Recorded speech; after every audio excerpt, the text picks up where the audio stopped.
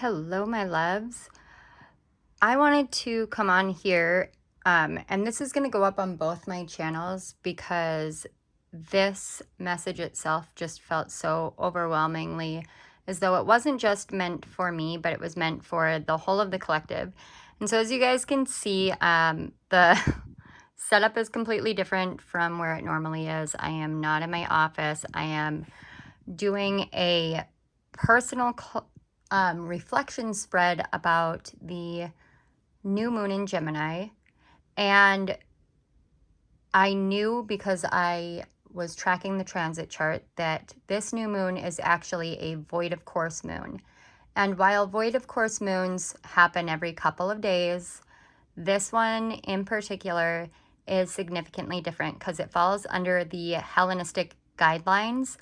And this void of course moon, based off of the Hellenistic guidelines, a very simplified version is the final aspect that the moon makes before ingressing into another sign is considered a void of course phase. And under Hellenistic rules, it lasts about 30 degrees before it makes the next aspect. And that's why it qualifies as a void of course moon.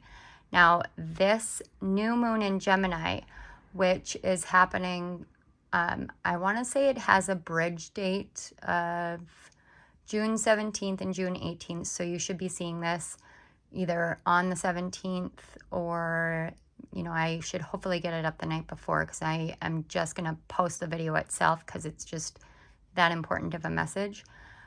But on the 18th, with this new moon in Gemini, that is the start date of Saturn's retrograde period. So Saturn is going to be still in the sky, hyper amplified energy with Saturn tied to a new moon in Gemini at the end degrees of Gemini. And then it is the final shift that the moon is making, the final aspect that the moon is making. And I want to say it's a square to Saturn, actually. And then it moves into Cancer, and it won't make another aspect again until June 22nd per Central Daylight Time. And with that, it means that we are going to be crossing through the summer solstice, which is Litha, if you celebrate the Sabbats. We're going to be crossing through that time with a void of course moon. Now, this top row here, the placement in the spread that I am doing is what obstacle is this new moon bringing in? And it's the Eight of Swords, the Moon Void of Course card with disconnect, withdrawal, and reception. The universe has big plans for me, and it's time to claim them, and shooting star with confirmation. As I sat with this and I journaled for me on a personal level, the sheer amount of synchronicities in this for the experiences that I have had in the past just 24 hours. I was having visions of tiny flashing lights as though there were singular fireflies on a sudden drive that I had to take literally across the state of North Dakota last night, in the middle of the night, through a rainstorm, a massive rainstorm. But we don't have fireflies up here. And so it was something that really struck me. And at 2:40 in the morning, when I had gotten home, before I went to bed, I made a note in my notes app about all the things that I saw, including different orbs of light, different flashes of light, like lightning that wasn't actually lightning. It just was what was appearing in my physical eyes through my third eye, as well as the fireflies. And it was my guides giving confirmation and me being asked to bring this confirmation to you guys that during this time, during these, 4 days or so, the energy that we're going to be experiencing is going to be intense. It's going to feel uncomfortable. And with this moon void, of course, the word that sticks out is disconnect. There's going to be a time where we may feel disconnected from our hopes, from our dreams, from our clarity, from our truth, from the universe, from spirit. We will feel that way. It will be perceived that way. But these cards are coming forth to make us aware, to help us move through this time of change and transformation as more and more of the collective divine feminine energy is awakened with the pressure of all of the energies occurring right now, so that we all can move into a slowdown, into this energy of trusting in the universe, trusting in the signs. I was hearing blind faith last night as my windshield was covered in bugs, and I had the windshield washer fluid light come on my dashboard because I'd been driving through and there were so many bugs on my windshield, and I started to not see, and I heard blind faith, and I just said, I'm gonna drive through rain. I have to. And I did. And that's what we're being asked to hold on to. Now the second row is, where might I feel anxious during this new moon? And it's the Ace of Pentacles, the waning crescent moon with surrender, restoration, and trust. And then it says, when I connect to the spiritual realm, I open the door to receive divine guidance, clear direction, and great wisdom with psychometry and sensitivity. So there's a bit of a dualistic energy here.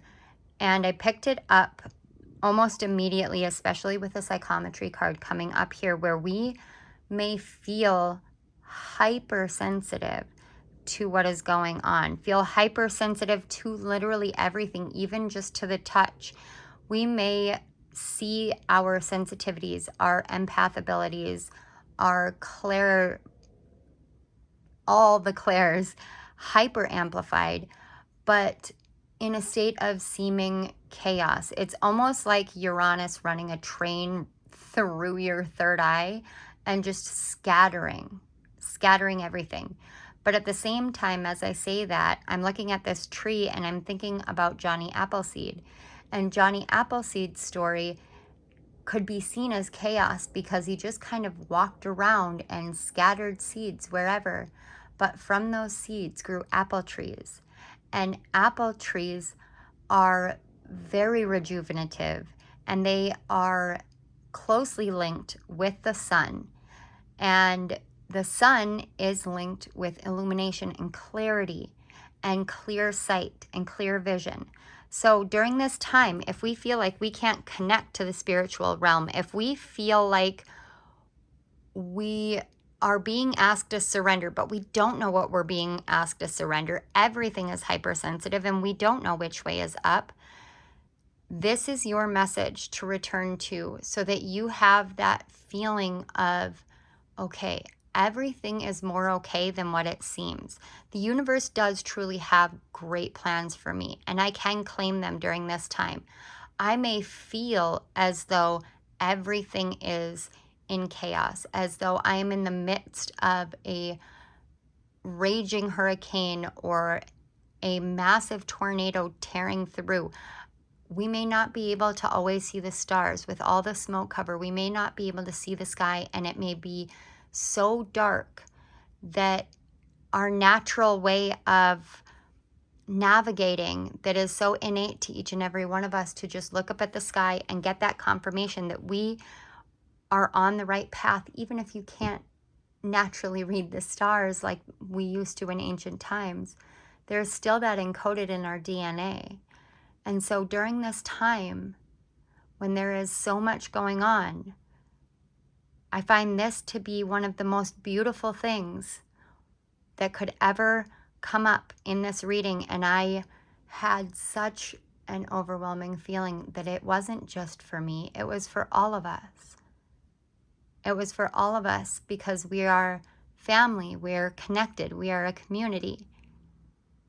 No matter how far apart we are spread, whether you're on the other side of the world or whether you are a state away from me, we're a family.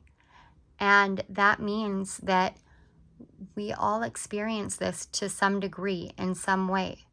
This could come in the form of not being able to feel quite grounded enough or feeling too grounded. You could feel like you absolutely know the truth, and suddenly that truth that was so absolute is not anymore. It's been dissolved.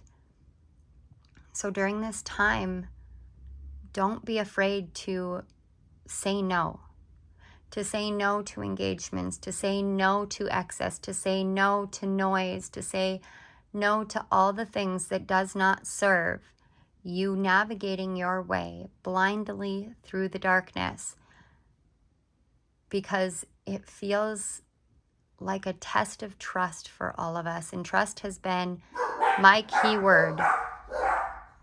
And that is my cue to let you guys go. I want to say thank you so much for being here. I apologize for the dogs. They get kind of worked up when someone's outside. But I want to say thank you guys all for your love, your support, and I hope you have a wonderful night. Bye.